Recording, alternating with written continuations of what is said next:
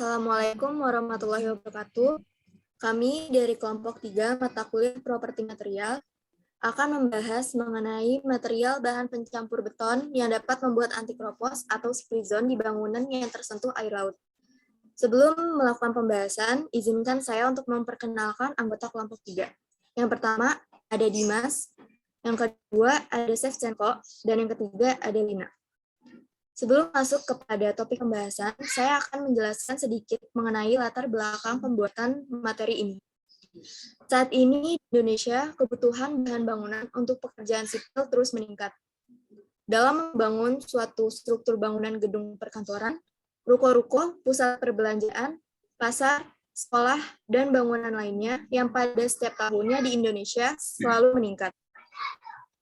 Di Indonesia sendiri, luas daratannya hanya 1/3 dari luas seluruh Indonesia, sedangkan 2/3-nya berupa lautan. Dengan perbandingan itu, tidak heran bahwa saat ini banyak gedung yang dibangun di sekitar perairan, contohnya di tepi pantai. Namun, bangunan yang dibangun di tepi pantai tersebut harus terbuat dari bahan bangunan yang dapat menahan korosi agar air laut tersebut tidak merusak bangunan. Melihat kondisi bahwa konstruksi saat ini tidak bisa terlepas dari pengaruh laut, maka dilakukan pembahasan untuk material bahan pencampur beton yang dapat membuat anti-kropos atau spray zone di bangunan yang tersentuh air laut. Bahan campuran tersebut dapat berupa semen PCC atau semen Portland Composite, silika foam, ataupun slag beton. Sehingga pokok pembahasan pada presentasi kali ini ada 4. Yang pertama ialah beton, yang kedua Portland Composite Cement atau PCC, yang ketiga silika foam, dan yang terakhir ada slag. Pertama, material beton. Pengertian dan sifat beton. Dalam konstruksi, beton mempunyai peran penting dikarenakan konstruksi beton merupakan penyusun struktur sebuah bangunan yang kekuatannya menjadi tempat berdiri atau tidaknya sebuah bangunan. Pengertian beton adalah campuran semen Portland atau semen hidrolis lainnya, agregat halus, agregat kasar, dan air, dengan atau tanpa bahan tambahan lainnya. Semakin banyak bahan material semen yang digunakan, maka akan menghasilkan beton bertulang yang kuat dan baik. Penggunaan semen berbanding lurus dengan kekuatan konstruksi beton.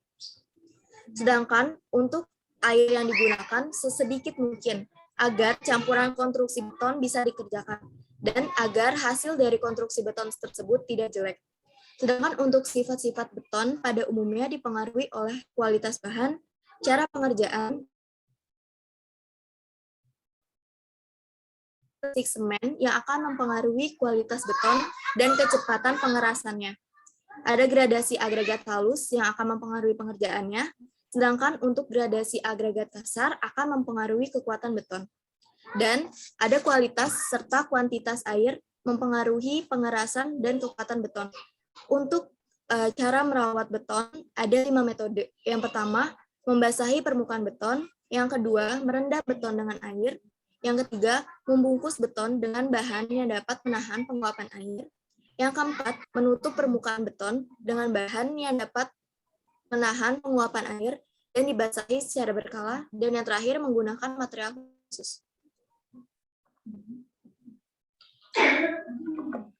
Adapun faktor-faktor yang mempengaruhi kekuatan beton antara lain, yang pertama adalah perbandingan berat air dan semen, yang kedua ada tipe dan gradasi agregat, yang ketiga ada kualitas semen, dan keempat perawatan atau curing.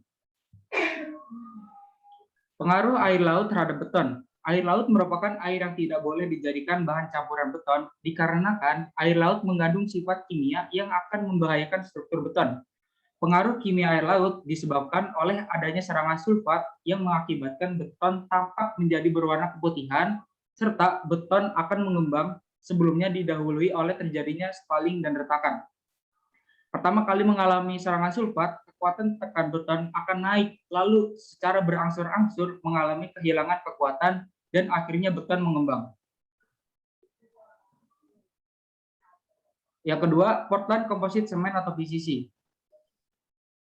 Pengertian dan sifat-sifat PCC. Semen PCC atau Portland Composite, semen atau juga biasa disebut semen Portland Composite adalah semen Portland yang masuk dalam kategori blended semen atau semen campuran. Semen campuran ini dibuat atau didesain karena dibutuhkannya sifat-sifat tertentu yang mana sifat tersebut tidak dimiliki oleh semen Portland tipe 1. Sifat-sifat yang dimiliki semen PCC. Yang pertama, mempunyai panas hidrasi rendah sampai sedang. Yang kedua, tahan terhadap serangan sulfat. Yang ketiga, kekuatan tekan awan kurang, namun kekuatan akhir lebih tinggi. Metode pemasangan PCC. Semen merupakan senyawa atau zat pengikat hidrolis yang terdiri dari senyawa C, S, dan H atau kalsium silikat hidrat yang apabila bereaksi dengan air akan meningkatkan bahan-bahan padat lainnya, membentuk suatu kesatuan massa yang kompak, padat, dan keras. Ketika semen dicampur dengan air, timbullah reaksi antara campuran-campuran dengan air. Portland Composite Cement atau PCC adalah bahan pengikat hidrolis hasil penggilingan bersama antara bubuk semen Portland dengan bubuk bahan organik lainnya. Bahan organik tersebut antara lain terak, tanur tinggi atau blast furnace slag, pozolan, senyawa silikat, dan batu kapur. Permasalahan penggunaan PCC. Semen PCC merupakan semen dalam Green Listing Indonesia dari Green Building Council Indonesia dan merupakan realisasi komitmen industri terhadap permasalahan lingkungan. Penggunaan semen PCC dengan kandungan fly ash lebih tinggi sering dikhawatirkan kekuatannya sebagai beton struktural dibanding dengan semen PC oleh pihak penggunaan jasa. Kekurangan dan kelebihan semen PCC. Kekurangannya adalah satu, tidak dapat digunakan untuk pembetonan jumlah besar karena memiliki panas hidrasi yang tinggi. Yang kedua, konsistensi beton terhadap pengaruh konsistensi bahan tambahan semen padat PCC.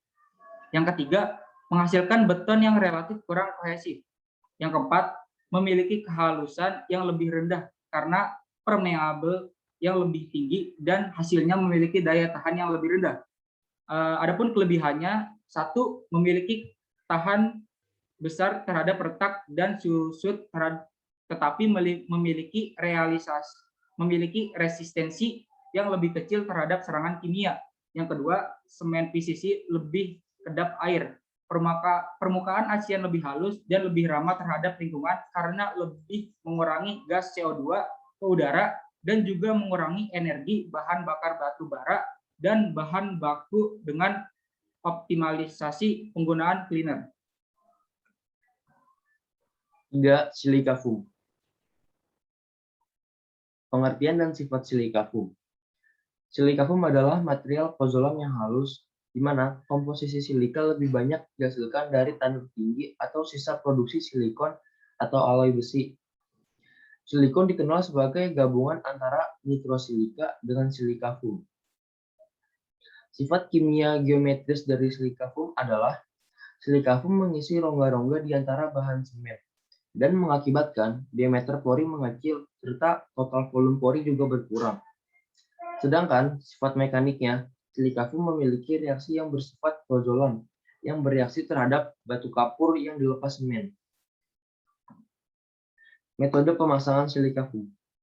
Sebelum digunakan, silika foam dicampur terlebih dahulu dengan air sampai berbentuk seperti bubur. Pembuatan beton dilakukan di dalam ruangan dengan menggunakan mixer. Agregat halus dan semen putih dimasukkan ke dalam mixer selama 5 menit. Kemudian, tambahkan silika foam yang sudah berbentuk bubur, lalu aduk selama 5 menit. Setelah tercampur merata, tambahkan agregat kasar dan air secara bergantian selama 15 menit. Setelah menjadi campuran beton, masukkan ke dalam cetakan silinder selama 24 jam dan kemudian direndam di dalam air tawar yang bersuhu 27 derajat Celcius. Permasalahan penggunaan silika foam. Permasalahan yang terjadi apabila menggunakan silika foam sebagai bahan campuran beton, yaitu penambahan silika foam dapat menurunkan workabilitas dan kurang rentan terhadap segresi. Harga silika foam pun cukup mahal bagi sebuah bahan campuran tambahan pada beton. Kekurangan dan kelebihan silika foam. Kekurangan.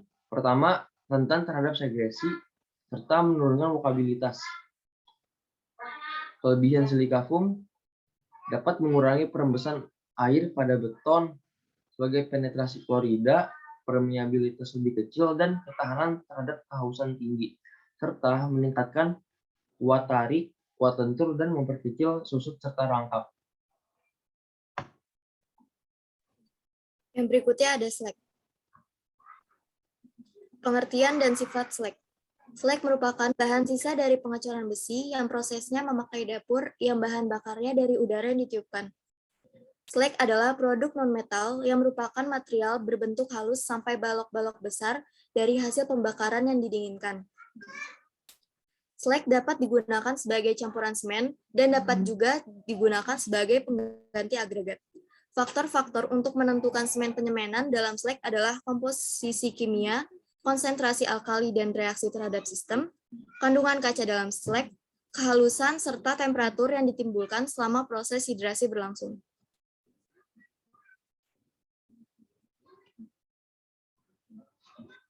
Metode pemasangan slag. Sebelum digunakan, slag dimodifikasi dengan bantuan alat stone cruiser sesuai pada syarat SII 0052-80. Pembuatan beton dilakukan di dalam ruangan dengan menggunakan mixer. Agregat halus dan semen putih dimasukkan terlebih dahulu ke dalam mixer, lalu aduk selama 5 menit. Kemudian, tambahkan slag yang sudah dimodifikasi, lalu aduk kembali selama 5 menit. Setelah tercampur rata semua, tambahkan agregat kasar dan air yang telah dicampur dengan super plasticizer secara bergantian selama 15 menit. Setelah menjadi campuran beton, masukkan ke dalam cetakan silinder selama 24 jam dan kemudian direndam di dalam air tawar yang bersih bersuhu 27 derajat Celcius. Permasalahan pada penggunaan slag. Dalam penggunaan slag, pada campuran beton akan timbul masalah yang berdampak pada lingkungan sekitar. Hal itu dikarenakan slag merupakan hasil dari limbah industri dan teknologi yang dapat menyebabkan pencemaran lingkungan, sehingga dibutuhkan pandangan ekstra agar slag tidak mencemari lingkungan.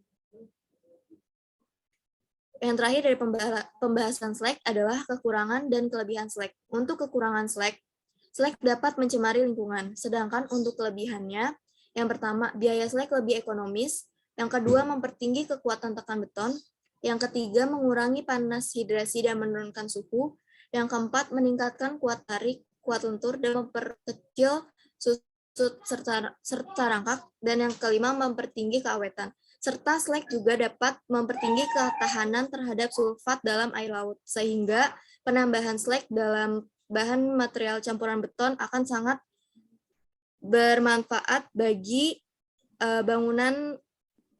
beton untuk bangunan yang akan dibangun di sekitar tepi pantai. Ini adalah beberapa referensi dari kelompok kami.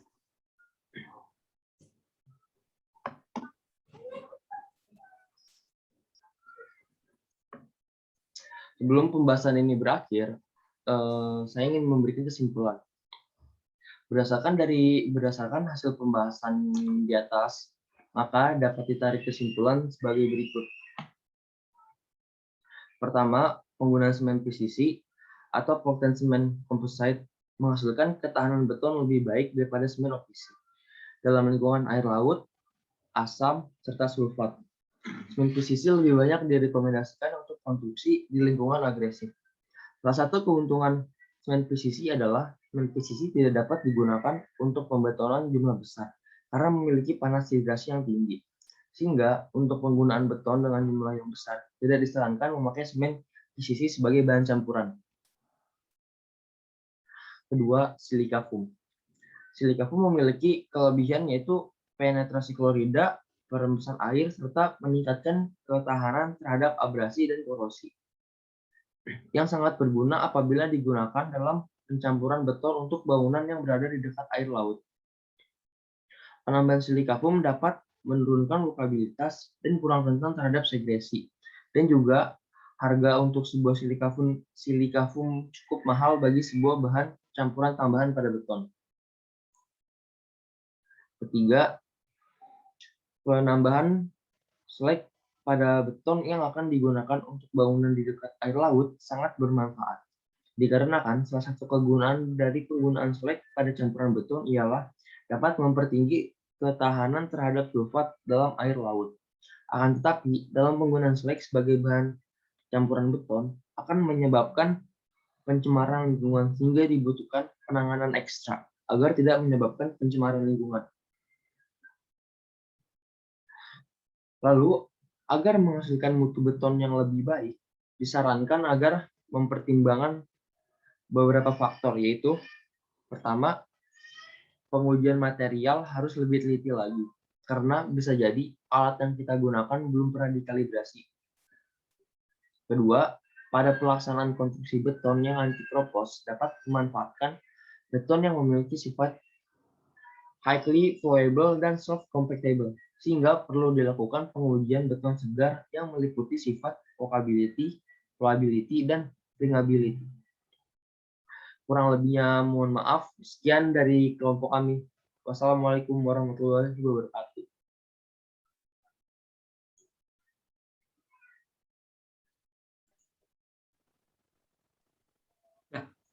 Lu ngapain lagi, Chef?